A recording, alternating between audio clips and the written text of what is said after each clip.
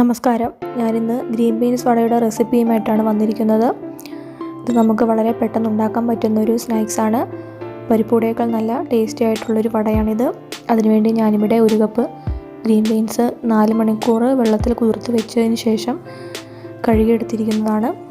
പിന്നെ ഞാനിവിടെ ഒരു സവാളയുടെ പകുതി ചെറുതായി അരിഞ്ഞ് വെച്ചിട്ടുണ്ട്. കുറച്ച് ഇഞ്ചി എടുത്തിട്ടുണ്ട്. 1 പച്ചമുളകും 1 വറ്റൽമുളകും എടുത്തിട്ടുണ്ട്. ആദ്യം നമുക്ക് ഗ്രീൻ ബീൻസ് നല്ലവണ്ണം അരച്ചെടുക്കണം.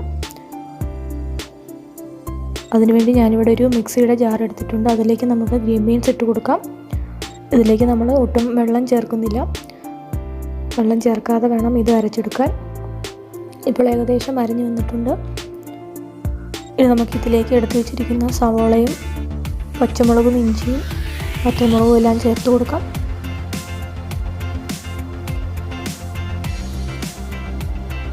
ഇതിലേക്ക് ഞാൻ ആവശ്യത്തിന് ഉപ്പ് ചേർക്കുന്നുണ്ട്.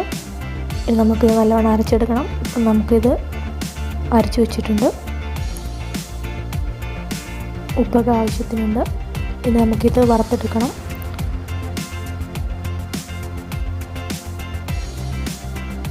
അതിനുവേണ്ടി നമ്മൾ ഒരു ചെറിയ ഉരുളയെടുത്ത് പരിപ്പുവടയുടെ ഷേപ്പിൽ ഇത് പരത്തിയെടുക്കാം.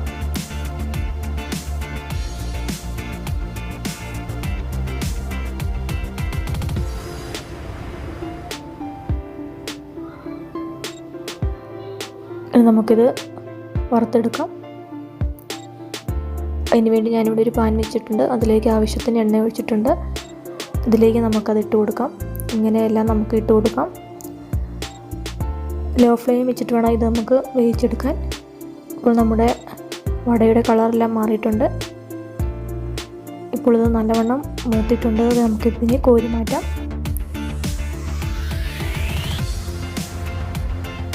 അങ്ങനെ നമ്മുടെ ടേസ്റ്റി ആയിട്ടുള്ള ഗ്രീൻ ബീൻസ് വട റെഡി ആയിട്ടുണ്ട്. ഈ വീഡിയോ ഇഷ്ടപ്പെടുകയാണെങ്കിൽ നിങ്ങൾ ലൈക്ക് ചെയ്യണം, ഷെയർ ചെയ്യണം, അതുപോലെ തന്നെ സബ്സ്ക്രൈബ് ചെയ്യുകയും വേണം.